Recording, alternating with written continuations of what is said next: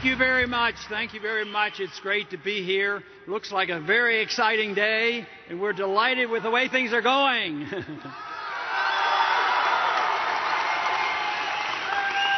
The one thing about our campaign, it's been identified with one particular word, and I'm very proud of it. We are identified with the cause of liberty.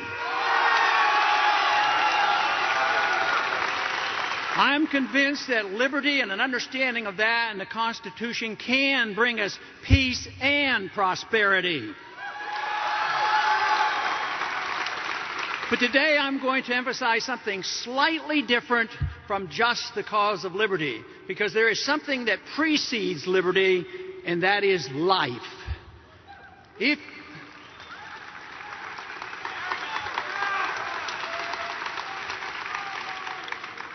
I believe in a very limited role for government, but the prime reason that government exists in a free society is to protect liberty, but also to protect life, and I mean all life.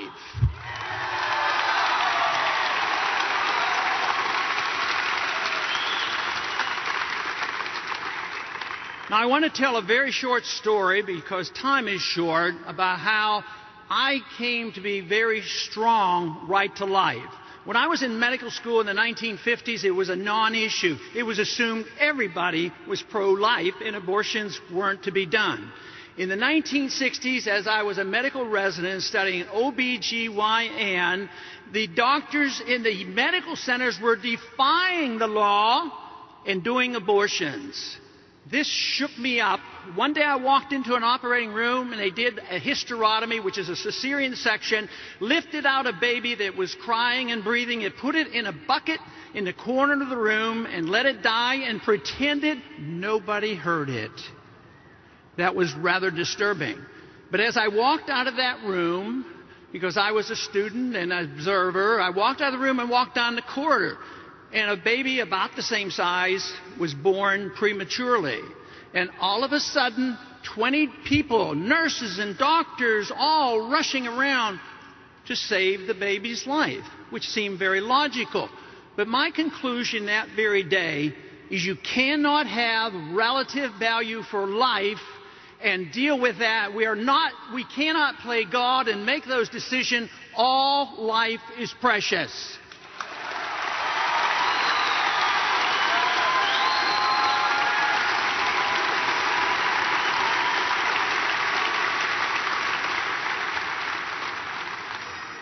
If we are to defend liberty and allow people to spend the money as they want, go to the church that they want, and run their lives as they please, you have to understand where that liberty and that life comes from. It does not come from the government. It comes from our Creator.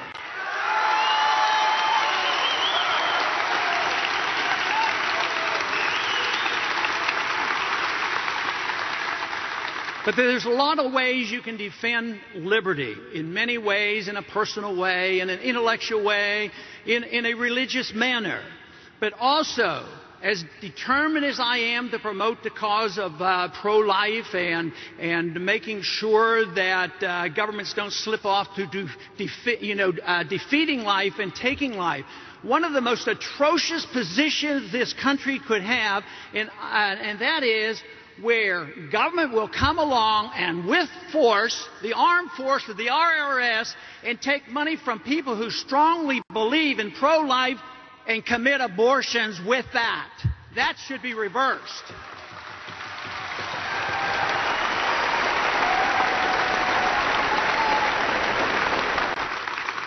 But being pro-life can be extended and pro-liberty even into all ages.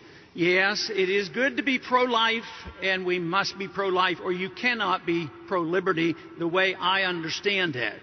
But I also think it's being strongly pro-life if we work very hard to have a policy when those young people, those babies that are born, when they come of age, that their lives are just as precious and they are never required to fight in undeclared, unwinnable wars.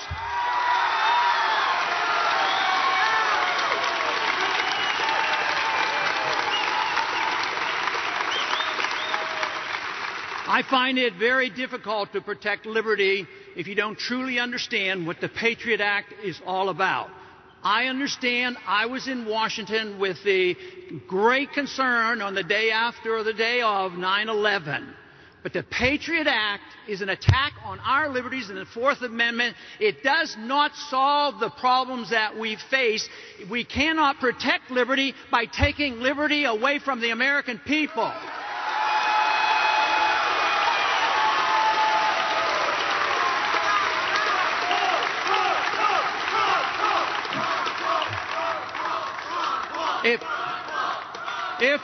If you want to think about the issue that comes about if you get careless with the protection of liberty, the Patriot Act, along with the TSA, just think of what is happening at our airports. If we tolerate that type of interference with our liberties, I believe that we have to be pessimistic about the outcome of what we're doing. But you cannot repeal the Fourth Amendment in order to say, yes, we can give up a little bit of our freedoms to be safe. You never have to give up liberties to be safe.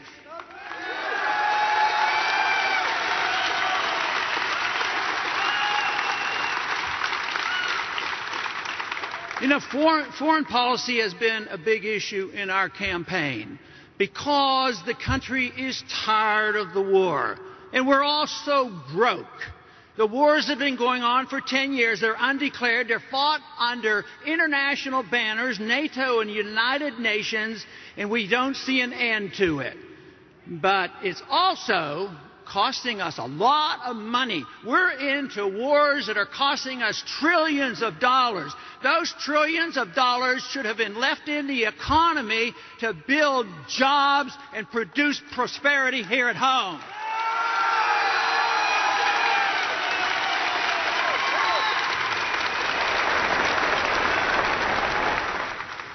One other symbolism of a failed foreign policy is what we did in Iraq. We went into Iraq. We were supposed to go into Iraq to get the Al-Qaeda.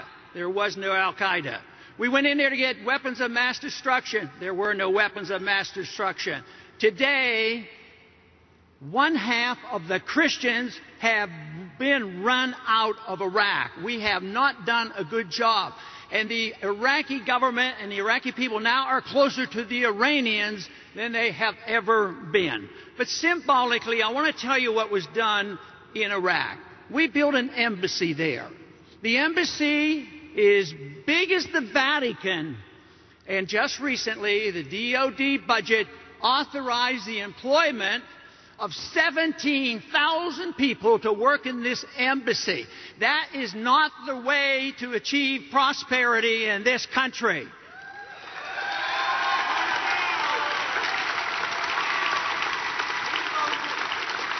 But there is a lot that we must do to promote growth in this country. But you have to know why we have problems in this country. Why do we have boom periods and bust periods? It is related to something very, very important if you want to understand economics and you want prosperity. You have to understand the monetary policy. You have to understand the mischief of the Federal Reserve System, and we have to change it.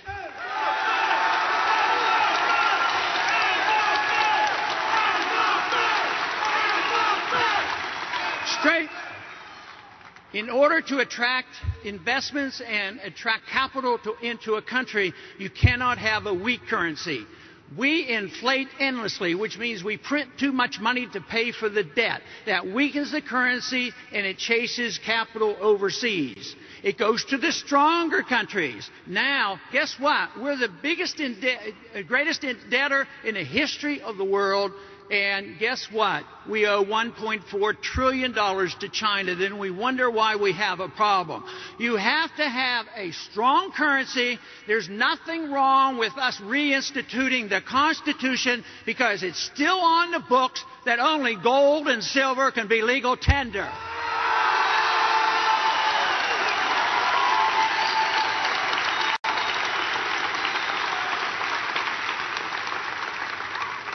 Also, you have to have the proper environment for companies to bring their money back home. You can't have a company make money or park money overseas and then double tax them when they come back home and charge them 35% again. That's chasing capital away. That has to be changed. And it would be a good idea for us to give serious consideration to get rid of all this income tax and corporate taxation.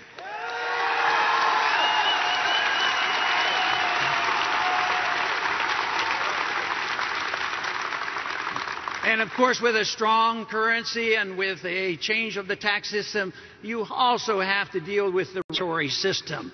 We have to shrink the size of the Federal Register, not constantly expanding the size of the Federal Register. We need a lot less regulations, not more regulations.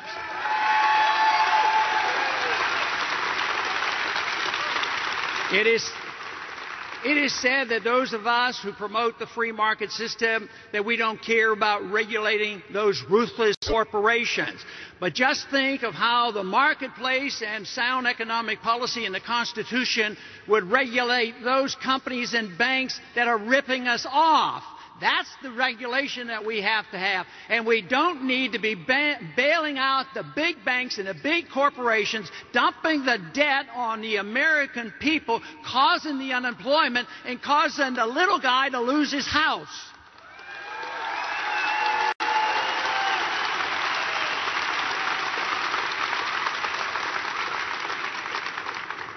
The problems are very large. They're very difficult.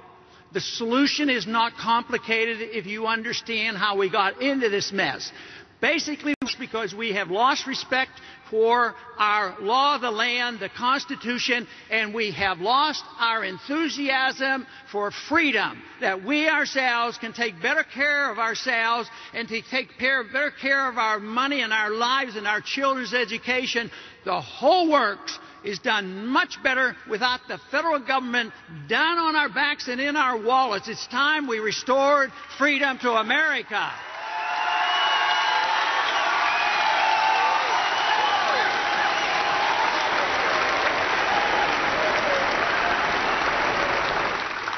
And we have that opportunity. People are starting to recognize. People are accepting the argument that the economy is now in shambles, that there was a housing bubble and there's been a collapse of the housing bubble.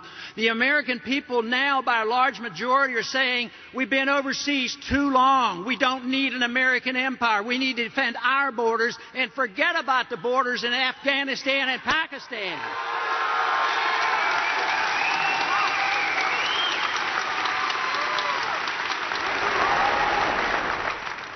It's time to bring the troops home.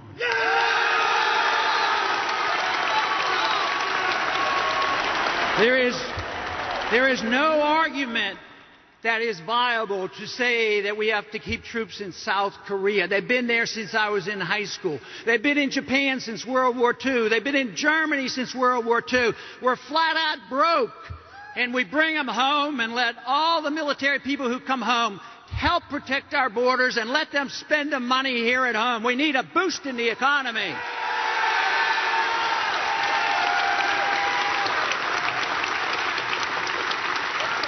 If we got into this trouble by a lack of loyalty to our rule of law and our Constitution, it is not all that difficult.